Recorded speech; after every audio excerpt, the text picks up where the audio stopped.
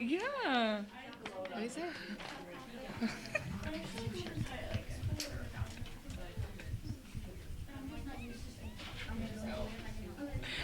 Say that. Oh, what do you mean? What do you mean? What do you mean? Just say that. Okay. So say these two, and then the one. And then right we after can do this one. Or is this after?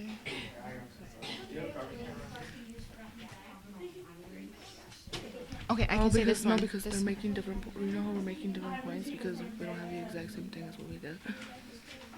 So that's why they didn't say it that time before. So we can't use that. We can't use it exactly word for word what we had already used. You know what I mean? Okay, so Because this is the what are we second gonna time do we're- then? So say these two definitely. Say that one and that one. Do I elaborate on that? Huh? Do I elaborate on that?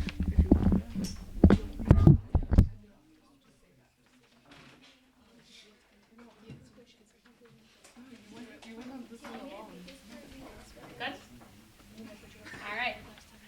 Rebuttal and conclusion, go for it. It was Nolte's choice to go into this business. So if he wanted to go into this business, he's supposed to be doing his job. He shouldn't be like turning people away. And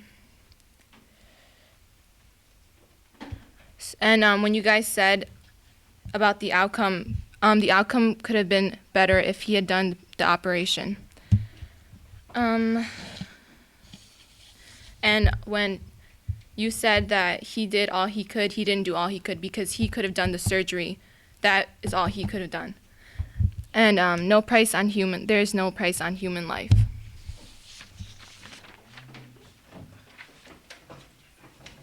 Conclusion.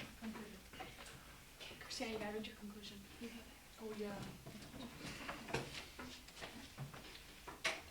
Okay. Furthermore, it can be said that Dr. James Nolte is evil. This conclusion can be made from the fact that most doctors do see themselves as gods. Recent surveys show that more than 2 in 3 U.S. doctors witness other physicians disrupting patient care. To clarify, that means that doctors see other doctors mistreat others, like patients or assistants. That research can be used in this particular situation, stating that although Nolte is among the arrogant doctors, there are many other cases just like this one. The nationwide study shows that more than half of the population of doctors mistreats others. This is a common thing that should be looked further into, especially when something like this affects the well-being of not only one family but harms a person's life, especially when a person is literally putting their life in someone else's hands. Being a surgeon is not an easy task. You have to be ready for anything. If you can't do what is expected of, then might as well not bother going into that field. There cannot be another occurrence of an innocent patient dying because of an uncommitted doctor that is not willing to compromise. What Nolte did to the child was not okay. He put the family in a situation where they practically had no choice. They had to go with what Nolte recommended was best. The best wasn't actually the best because the child died on the table. One with low morality is the type of surgeon Nolte is. Nolte is an insult to what we call a surgeon. It can be said that Dr. James Nolte is the epitome of a transgressor, one who violates the rules of doing what is best for the patient. There is a particular quote by Werner von Braun, which is, "Science does not have a moral dimension. It is like a knife. If you give a surgeon or a murderer, each will use it different." Although in this case, it seems as though Nolte is the type of surgeon that would use a knife for murder rather than acting like a surgeon he is supposed to be. Stay seated really quickly.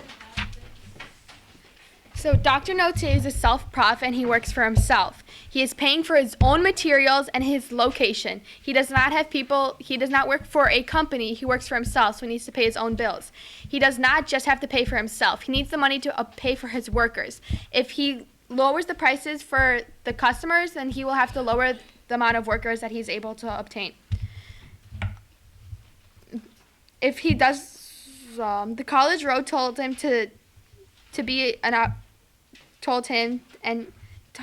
the college road told him where to go, and he saw himself being an operation. If you are smart and you can own a business, then why let your talent go to waste? If you are talented and smart, you should show it and try to help people, which is what Dr. Notte did do, because he does help people.